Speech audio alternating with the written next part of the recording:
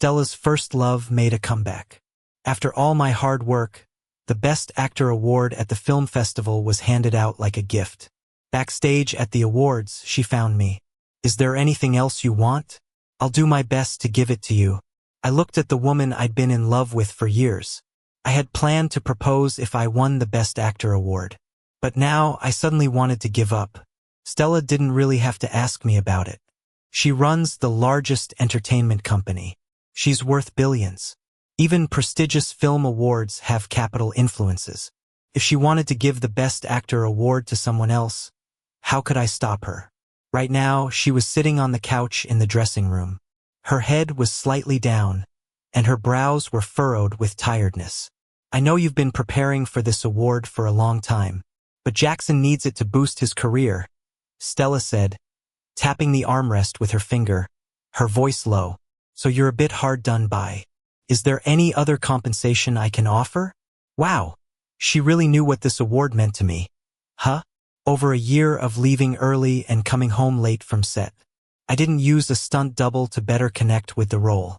During a scene on a cliff, the wire malfunctioned, leaving me hanging in mid-air for hours, almost leading to an accident. At the brink of life, I thought of her. I wanted this award to stand at the top, to let everyone know I was worthy of standing by her side. But now, that determination had all but evaporated. Gazing out, I remembered that assistant who got fired because he missed work news after losing his mom and staying up for several days. A recent grad. He had come by Stella's villa this morning, looking desperate. "I don't really want anything for myself," I said. "But can you give that assistant another chance? He really needs the job and promised it wouldn't happen again, right?" Stella seemed taken aback. She stood up, walking toward me, her brows furrowed even more. "That's what you want?" She paused, hesitating, looking directly at me. "I've never seen you so eager to help others, Johnny. Isn't there anything else you want to say?" I glanced down instinctively, wearing a brand new luxury suit, but it seemed pointless now. On my right ring finger was a platinum band that both Stella and I had purchased, though I wore it alone. Now it was time to wake up from the dream. "Johnny, you aren't from the same world as her," I thought as I removed the ring, laying it on the table. "Stella, thanks for these last few years. From now on, let's walk separate paths." The rest area was private, just the two of us. Her expression darkened, a somber and serious look on her face. After a long while, she broke the silence coldly. "You've made up your mind? All over a silly award?" I nodded. "Yes, this is all about the award." Above, Stella let out a mocking laugh. "Fine, Johnny," she said, striding out without a glance back. "I don't need the ring. It's a few thousand, nothing I'm short of." Stella was a generous girlfriend for 7 years, showering me with luxury goods, jewelry, cars, even homes. But those rings? They were the one thing I asked her for. I had just graduated from film school, a fresh face in the industry with no resources or connections. My only asset was my good looks. The company's boss brought me to a glamorous party, pointing to the influential guests. "Johnny," he said, "if you can latch onto any of those big shots, your career path will be smooth sailing." Thrown into the crowd, an aging businessman quickly approached me. I backed away instinctively. The people were crowded, and my mind flashed with a thought. If I had to cling to someone, at least let it be a younger, better-looking one. And so, in the next moment, I did the boldest, most reckless thing I'd ever done. I spilled my drink on Stella as she passed by and grabbed her sleeve. "Can you take me away from here?" Stella later said she wasn't surprised by guys throwing themselves at her. But I must have been the dumbest, leaving her speechless. I was an ingenue with no clue about anything back then. For 7 years, Stella and I stayed together. The first 4 years, we never went public with our relationship. I threw every bit of emotion and anticipation into it, even in secrecy. One birthday, she asked me what I wanted. After a mall lunch, I dragged her into a local jeweler and picked out a simple platinum band. Carefully putting it on, Stella casually tossed the ring box into her coat pocket, glancing at me indifferently. "Johnny," she said, "this doesn't mean much, you know?" I wore that ring for 7 years, never seeing Stella wear hers. For years later, one of my TV dramas hit big. Suddenly, I had millions of followers on social media. Even the paparazzi started following me. Amidst a flurry of exposure over days, a picture leaked of me leaving Stella's villa. The public buzzed. Her family's influence was massive, and she kept a low profile. But this time, Stella didn't ask her team to bury the trending topic. Instead, she simply announced our relationship on social media. Many said I was lucky landing Stella. Others claimed she was just fooling around and would discard me when bored. I never bothered to listen to outside comments, just staring at the ring on my left hand. Back then, I had this wild fantasy. Was it the bit of fame I had that made Stella acknowledge me? What if I got a bit more successful? Became a top actor, admired by everyone? Would we get married then? Looking back now, that thought feels so naive. Maybe no matter how hard I tried, in Stella's eyes, I'm worthless. I chuckled, picked up my phone, and called my agent. Where are you? Can you pick me up now? I want to go to the airport. To where? The airport? Johnny, you haven't been drinking too much, right? The award ceremony starts in less than an hour, and you tell me you want to go somewhere? The voice on the other end shot up a few octaves. I had to hold the phone away from my ear. A few years back, after starring in a few well-received films, I had gained a foothold in the industry. When my contract ended, I didn't renew with the old company. Instead, I started my own studio. My current agent is Mike, a senior from my college club. We've known each other for years and we're like brothers. He's got a temper but genuinely has my best interests at heart. Hearing my intention to bail, he immediately started laying out the pros and cons. Did you run into an old rival? Get into a fight? Just hang in there, kiddo. I met with loads of media and film critics lately. They all think you did great this time. Not saying it's a sure thing, but there's like a 95% chance you'll get that Best Actor award. 95%? I looked up and gave a wry smile. Positive feedback from notorious film critics was unexpected. But what does it matter? I worked so hard to get here, but with just a few words, Stella could dismiss all my efforts over the past year. I won't get it, I quietly said with my eyes shut. They've already given it to Jackson. I didn't catch what was said on the other end, but it sounded like some harsh words were exchanged. Within half an hour, my buddy showed up. The place was swarming with media reporters. It's hard to imagine how he managed to get a pass and squeeze into my dressing room. He embraced me tightly, offering reassurance. It's all right, Johnny. To hell with that award. Let's get out of here. No need to stick around and take crap from anyone. He tugged at my wrist, leading me out through the back employee passage. If I didn't win, I wouldn't have to face the media frenzy and their unreasonable ridicule. I looked at my buddy, and suddenly my gloomy heart felt a bit warmer. See, there's always someone who's got your back no matter what. He ranted all the way from Stella to the organizers, from the entertainment company to the press. No one escaped his ire. By the time we exited the security perimeter and quietly got into the car, his hands were already gripping the steering wheel. The car lurched forward, and he turned to me as if remembering something. Wait, where were you headed? The airport? Didn't you book a ticket already? I took a deep breath, nodded, and softly replied, Norway. Given the previous chain of events, my bro seemed to take it in stride. At least he didn't slam the brakes right there in the middle of the road. He just gave a small exclamation, glanced at me, tapped the steering wheel, and patiently waited for my explanation. I lowered my head, fished my phone from my bag, opened my email, and pulled up the new movie offer letter, handing it to him. A new film is starting up. It's right there in Norway. It's on a tight schedule, so they contacted me directly. The script's decent. I'll have them send the contract over to you later. At the bottom of the offer letter, you could see the sender's name, Susan. Susan's name was well known in film school. A young prodigy director, she made her first short film at 17 and won international awards. She was said to be demanding and serious, with high standards and a bunch of quirks. For instance, she avoided working with big names with major awards. She preferred young, unknown actors for their versatility and challenge. Though her films were tough to make, her works were without exception commercially and critically acclaimed.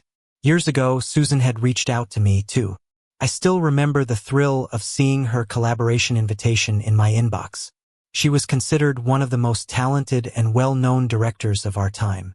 The thought of having her guide me in acting was thrilling. I told Stella right away, expecting at least some excitement. But she was indifferent, staring at me, almost sneering. Susan, no way you're going. Unless you want to kiss your other opportunities goodbye, Johnny. I turned Susan down. Later, I learned that the relationship between them was more complicated than I thought. When Stella was about 5 or 6, her parents divorced. Her mom, a dancer, remarried Susan's widowed father a few years later, becoming Susan's stepmother. After their marriage, she didn't have more kids, focusing instead on raising her stepdaughter. As for her biological daughter Stella, she never visited her once, almost as if she'd cut ties. The person who shared this with me shook his head and gave me a meaningful look. So now you know how much she hates Susan, right? If you plan to stay with Stella, I'd advise keeping away from those she doesn't like. That's how it was. After declining her once, I started avoiding Susan. For years, we never crossed paths. But 2 weeks before this award ceremony, my inbox surprised me with an email from Susan's studio. Simple, just a few hundred words. They're talking about a new movie they're about to start shooting. The project is still in the planning stage, so it's not been made public yet. The male lead really fits my image. If possible, they'd love to make this collaboration happen. At the bottom is Susan's private phone number and WeChat. Susan doesn't like to work with artists who've already won mainstream awards. I've heard about this rumor too. So, if we could sign this contract before the Film Festival Awards, it might be our last chance to work together. I read the email a few times, then looked up at the night outside. This felt like a crossroads. Left was Stella. Right was my career. I took a deep breath. That time, I passed up the last chance. Until today, an hour before the awards ceremony, Stella found me, said she'd take away my award. In the most confused and lost moment, I texted Susan. She replied quickly. I told you, you're the best fit for the leading role. Norway, Svalbard Archipelago. I can contact an assistant to book you a ticket. When Jackson won Best Actor, Stella was sitting in the front row. When the host announced the name, everything seemed to pause for a moment. Then polite applause started slowly. Stella looked up, watching her childhood friend crying his eyes out on stage. Thanking this person, and that one, finally mentioning her name, the camera panned to her at the right moment. Suddenly, she thought of Johnny. If he won today, how would he react? Would he cry, smile, or feel relieved? Would he mention her in his speech? She instinctively turned to look back. Second row, where Johnny's seat was supposed to be tagged with his name. Empty. He wasn't there. To be fair, Stella owed Jackson's family. 2 decades ago, after her mom left, and her dad plunged into work, neglecting everything, she was left without relatives around. Eventually fostered in Jackson's home. From primary school to middle school, few peers were around her age, except for young Jackson. Since his family saw her as their daughter, she treated Jackson like a brother, spoiling his every little want. But then, she met Johnny. Jackson went abroad to study acting. They barely kept in touch. Until this, he wanted that award, called her begging for it. Stella held her phone. She remembered Johnny worked hard for it. So she paused, trying to reason with him. Without talent, winning wouldn't gain recognition. But Jackson shook his head, his voice soft, pleading, "Please, Stella, you promised me you'd get me whatever I want. You wouldn't forget our childhood bond for a boyfriend, right?" Stella was right. The media and public weren't kind to Jackson winning that Best Actor title. The internet was awash with criticism. What did Jackson act in? It was a mess. Among nominees, Johnny's film was the only worthy one. What a trash film festival. Claims to be elite, must have been bought. Everyone said Johnny's rumored girlfriend was rich, but money didn't cheat him to success. Johnny's here today only from talent. Stella scrolled through it all. Honestly, She could stop the negative buzz with money and a few favors. But she didn't. After the harsh breakup, Johnny disappeared. They'd bickered before, but he always made the first move to reconcile. This was the longest silent treatment. Over a week. He didn't contact her once. Stella even had her assistant call him, with no success.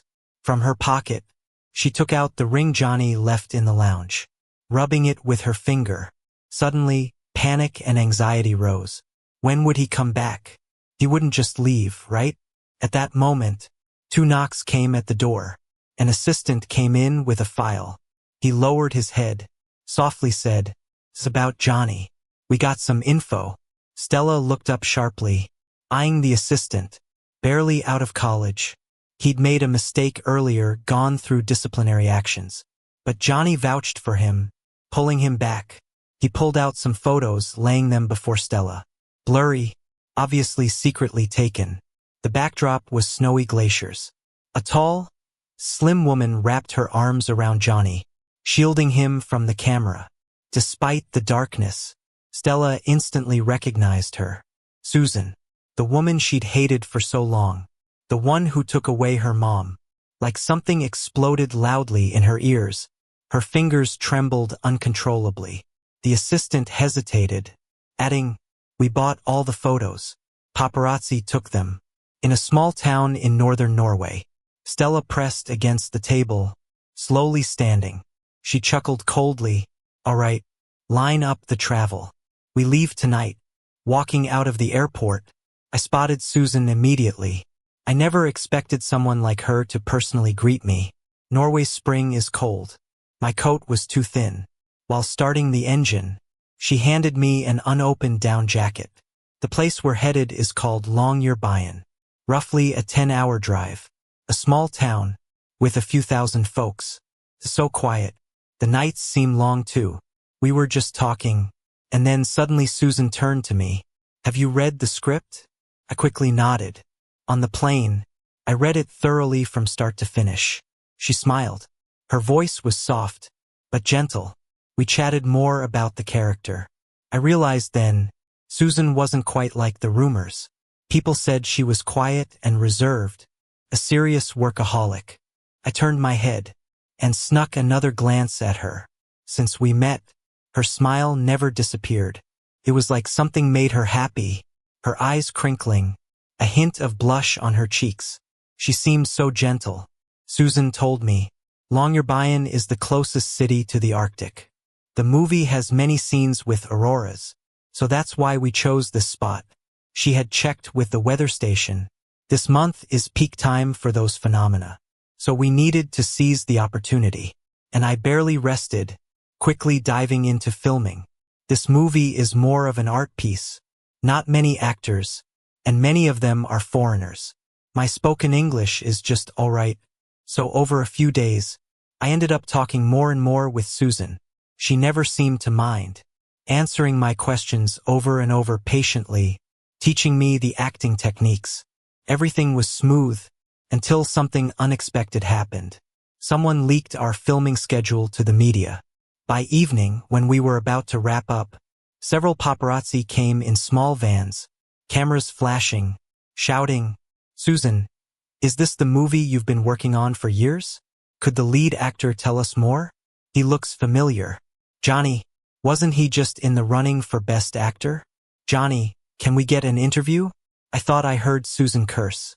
She took off her coat and draped it over me, wrapped her arm around me, and led me to her Land Rover. She shot a sharp glance at the reporters. "Get lost. Mind your own business." It was the first time I heard Susan sound so cold and tired. I realized then, she could be blunt to others too. She drove aggressively. The tabloid paparazzi seemed to really want this story, but they couldn't catch up. After a couple of turns, Susan lost them. She looked in the rearview mirror, and then at me. "There's only one hotel in this town, and the reporters might be there too.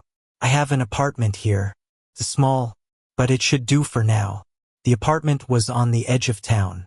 It was tiny, not many people nearby, but the view was beautiful. From the window you could see the ocean, an endless blue sky, I couldn't figure out why Susan chose to buy a place so far away. She noticed my curiosity.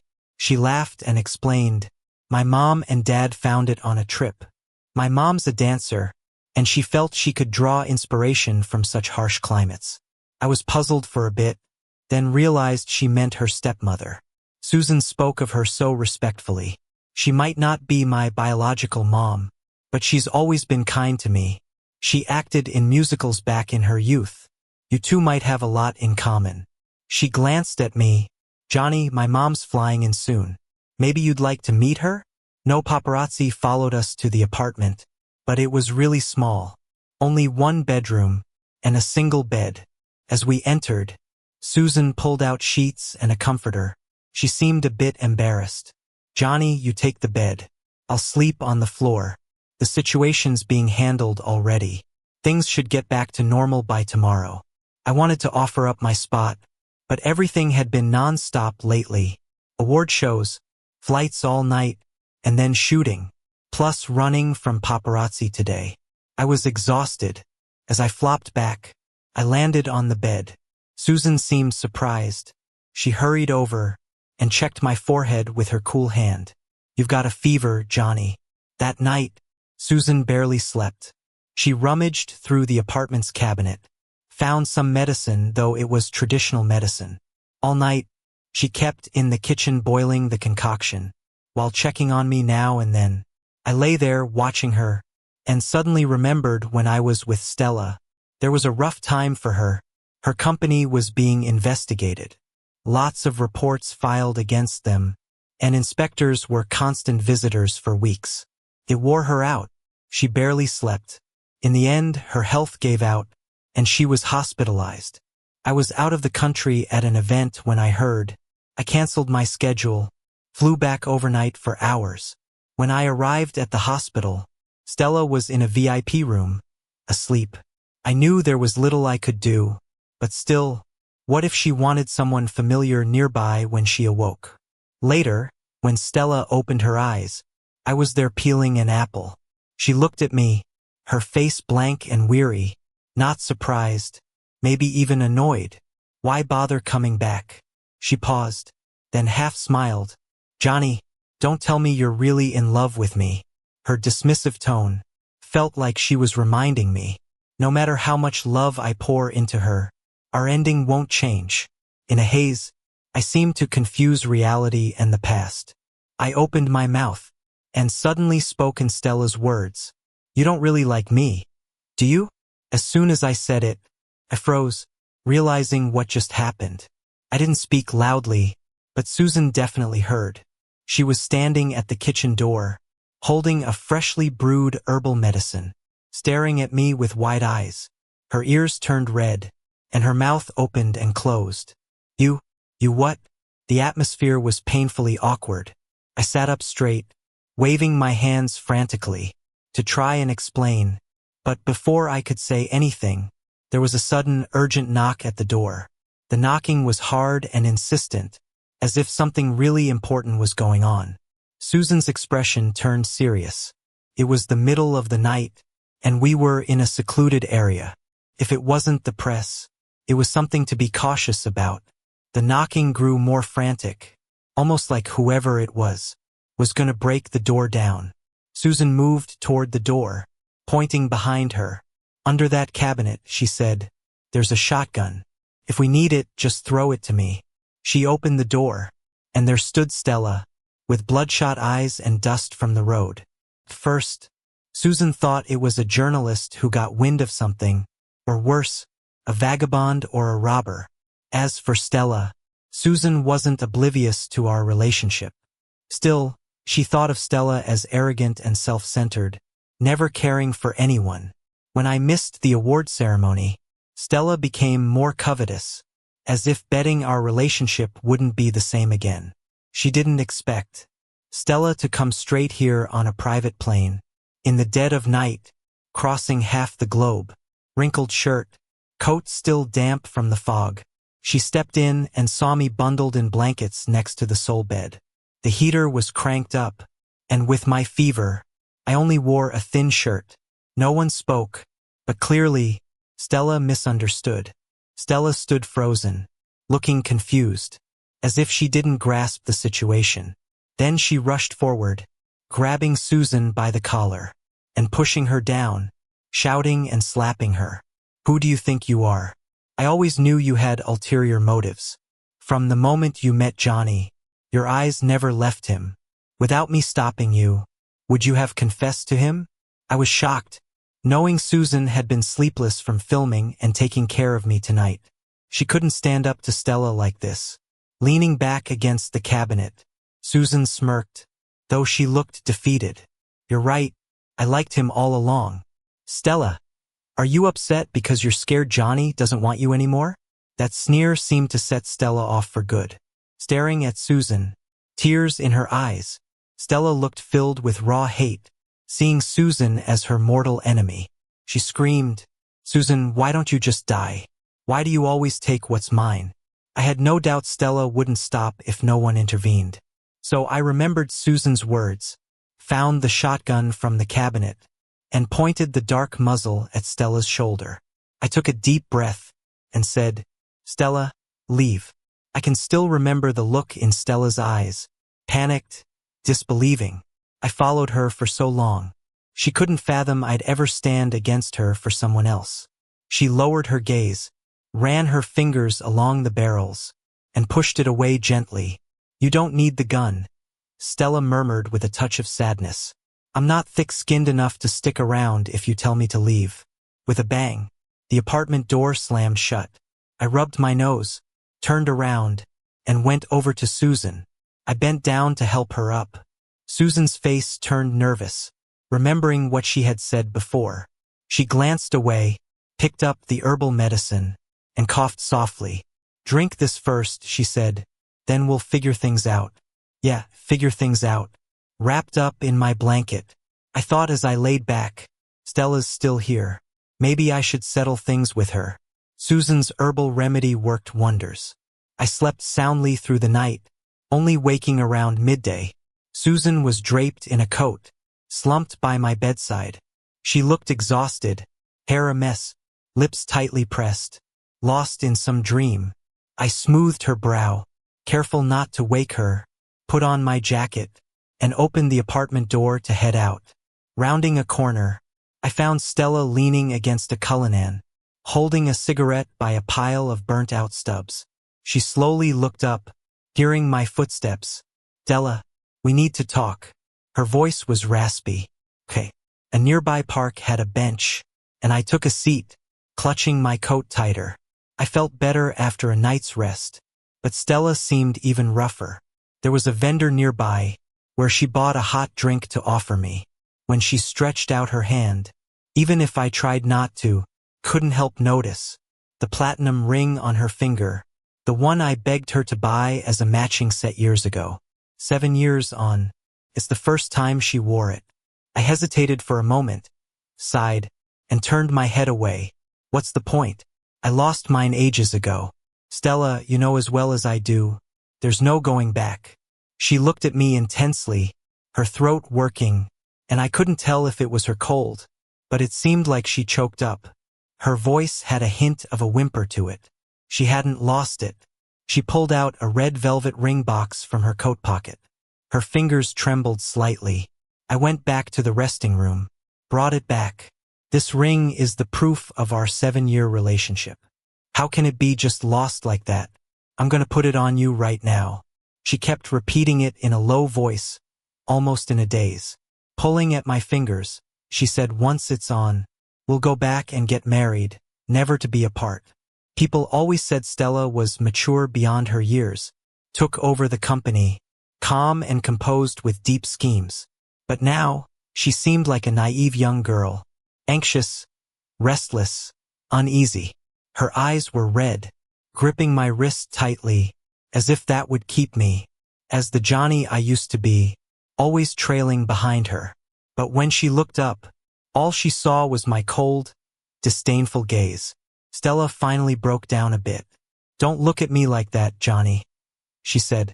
"I know you want to win the Best Actor award before getting married. Consider it my debt to you, okay?" Stella didn't let go of my wrist. 10 minutes ago, I sent Susan a location text. Now she drove over, hurriedly grabbed Stella, ready to take her away. Seeing Susan, Stella's face turned gloomy. She paused and scolded. Are you done yet? This is between me and Johnny. You want to fight? Huh? But before she finished, a woman in heels stepped out of Susan's car. Her voice was low but made Stella freeze. Stella, long time no see. Lily, a famous dancer. I've never met her, but I've seen her photos in papers and magazines. She must be over 50, but she still looks elegant, her poise unmatched. A true classic beauty. Started her career under a master, won countless awards, but at some point, gossip about her life overshadowed her talent. Married into wealth, swiftly divorced, never looked at her children again. For years, people attacked her over these things, calling her heartless and cold. But who ever thought about what drove her there? I looked at Stella. Her hands clenched, disbelief on her face, leaning forward slightly, lips quivering, voice quiet, but you could still hear it in the morning silence. She whispered, Mom. Lily shook her head. Better not call me Mom. I just happened to pass by today. I don't know what's going on with you youngsters, but she glanced at me briefly. Stella, since it's mutual love, you should ask Johnny if he still wants to be with you. All eyes turned to me.